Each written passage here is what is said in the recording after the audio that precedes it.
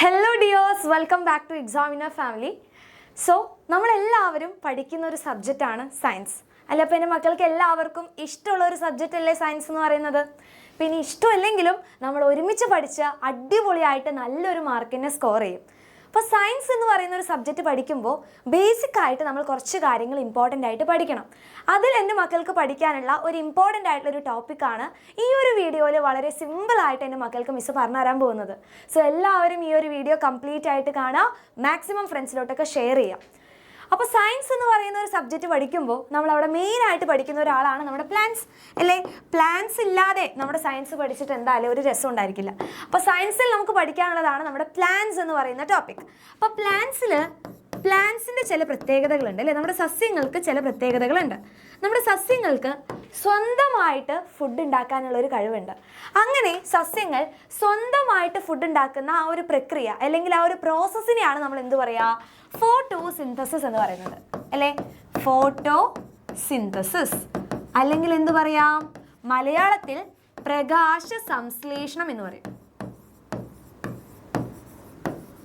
അപ്പോൾ നമ്മുടെ ചുറ്റും കാണുന്ന ബാക്കിയുള്ള ജീവികളെ പോലെ ഒന്നുമല്ല നമ്മുടെ പ്ലാന്റ്സ് എന്ന് പറയുന്നത് അല്ലേ. അപ്പോൾ നമ്മുടെ ചുറ്റും കാണുന്ന എല്ലാ ജീവികളും നോക്കിക്കഴിഞ്ഞാലും, മനുഷ്യന്മാരായി കഴിഞ്ഞാലും മൃഗങ്ങളായി കഴിഞ്ഞാലും ഇനി ഇൻസെക്റ്റ് പ്രാണികളായി കഴിഞ്ഞാലും ബേർഡ്സ് ആയി കഴിഞ്ഞാലും നമുക്ക് ഭക്ഷണം കിട്ടണമെങ്കിൽ നമ്മൾ വേറൊരാളെ ഡിപ്പെൻഡ് ചെയ്യണം, നമ്മൾ വേറൊരാളെ ആശ്രയിക്കണം. ഇപ്പോൾ നമുക്ക് മിസ്സിനിപ്പോൾ ഒരു ചിക്കൻ ബിരിയാണി കഴിക്കണം തോന്നിക്കഴിഞ്ഞാൽ മിസ് വേഗം കടയിൽ പോയിട്ട് കുറച്ച് റൈസും മുളക് പൊടി മഞ്ഞപ്പൊടി ചിക്കൻ അങ്ങനെയുള്ള സാധനങ്ങളൊക്കെ വാങ്ങണം.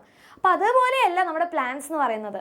പ്ലാന്റ്സിന് സ്വന്തമായിട്ട് തന്നെ ഒരാളെയും ഡിപ്പെൻഡ് ചെയ്യാതെ സ്വന്തമായിട്ട് തന്നെ ഫുഡ് ഉണ്ടാക്കാൻ വേണ്ടി പറ്റും. അപ്പോൾ ഫുഡ് ഉണ്ടാക്കണമെങ്കിൽ ചില ആവശ്യമായിട്ടുള്ള സാധനങ്ങൾ വേണം അല്ലേ. ഇപ്പോൾ ചിക്കൻ ബിരിയാണി ആയിക്കഴിഞ്ഞാലും ഇനി സാമ്പാർ ഉണ്ടാക്കുകയാണെങ്കിലും അതിൽ കുറേ സാധനങ്ങൾ നമുക്ക് വേണം.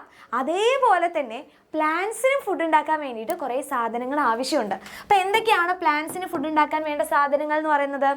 അത് നമ്മുടെ ഈ ഒരു പ്രകൃതിയിൽ തന്നെ നമ്മുടെ പ്ലാന്റ്സിന് കിട്ടുന്നുണ്ട്. അപ്പോൾ അതിൽ വരുന്ന ആൾക്കാരാണ് സൺലൈറ്റ്, സൂര്യപ്രകാശം.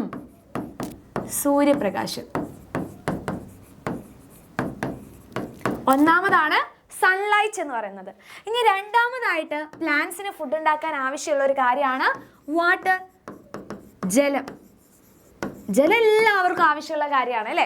അപ്പോൾ ഈ ജലമൊക്കെ പ്ലാന്റ്സ് അതിൻ്റെ റൂട്ട് വഴി ഇങ്ങനെ വലിച്ചെടുക്കും, റൂട്ട് വഴി ഇങ്ങനെ അബ്സോർബ് ചെയ്യും. സൺലൈറ്റ്, സൂര്യൻ പിന്നെ ഓൾറെഡി ഇവിടെ ഉണ്ടായിരിക്കുമല്ലോ, അത് ആരും നമ്മൾ കൊടുക്കുന്നതല്ല അല്ലേ. സൺ ഓൾറെഡി ഉള്ളതാണ്. നമ്മുടെ സോഴ്സ് ഓഫ് എനർജി എന്ന് പറയുന്നത് എന്താണ്? നമ്മുടെ സൂര്യനാണ്, നമ്മുടെ സണ്ണാണ്. അപ്പോൾ ഈ സൺലൈറ്റും വാട്ടർ, ഇനി ഇത് മാത്രമാണോ? അല്ല, ഇനി മെയിൻ ആയിട്ടുള്ള വേറൊരാളാണ് carbon dioxide. Carbon dioxide അല്ലെങ്കിൽ നമ്മൾ CO2 എന്ന് പറയും.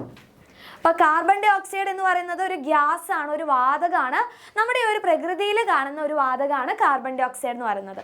അപ്പോൾ ഇവർ മൂന്ന് പേരും ഉപയോഗിച്ച് നമ്മുടെ പ്ലാന്റ്സ് സ്വന്തമായിട്ട് ഫുഡ് ഉണ്ടാക്കുന്ന ആ ഒരു പ്രോസസ്സിനെ നമ്മൾ എന്ത് പറയും? ഫോട്ടോസിന്തസിസ് അല്ലെങ്കിൽ പ്രകാശ സംശ്ലേഷണം എന്ന് പറയും. അപ്പോൾ എന്തൊക്കെയാണ് നമ്മൾ പറഞ്ഞത്?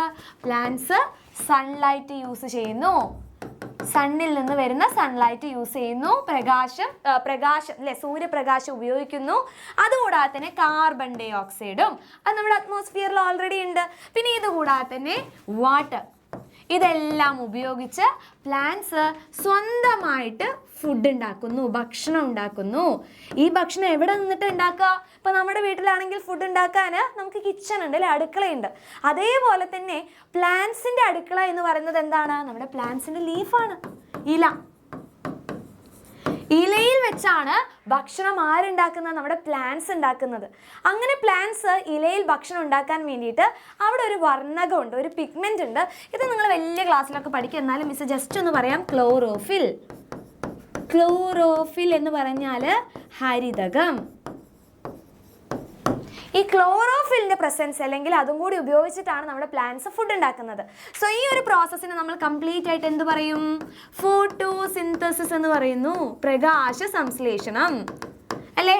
അപ്പോൾ പ്രകാശ സംശ്ലേഷണം എന്ന് പറയാൻ കാരണം എന്താണ്? സൂര്യപ്രകാശം ഉപയോഗിക്കുന്നുണ്ട് അല്ലേ, അതുകൊണ്ടാണ് അതിനെ ഫോട്ടോസിന്തസിസ് എന്ന് പറയുന്നത്. അപ്പോൾ ഇത് ബേസിക് ആയിട്ടുള്ള കാര്യമാണ്. സോ സയൻസ് എന്ന് പറയുന്ന സബ്ജക്റ്റ് എൻ്റെ മക്കൾ പഠിക്കുന്ന സമയത്ത് ഈ ഒരു ബേസിക് ആയിട്ടുള്ള ഒരു കുട്ടി ടോപ്പിക്ക് എന്തായാലും എൻ്റെ മക്കൾ അറിഞ്ഞിരിക്കണം. അപ്പോൾ ഇതെല്ലാവർക്കും ക്രിസ്റ്റൽ ക്ലിയർ ആയിട്ട് മനസ്സിലായിട്ടുണ്ടെങ്കിൽ ഇപ്പോൾ തന്നെ വേഗം നമ്മുടെ കമൻറ്റ് ബോക്സിലൊക്കെ ഒന്ന് കമൻറ്റ് ചെയ്യുക, നിങ്ങളുടെ എല്ലാ ഫ്രണ്ട്സിലോട്ട് ഷെയർ ചെയ്യുക.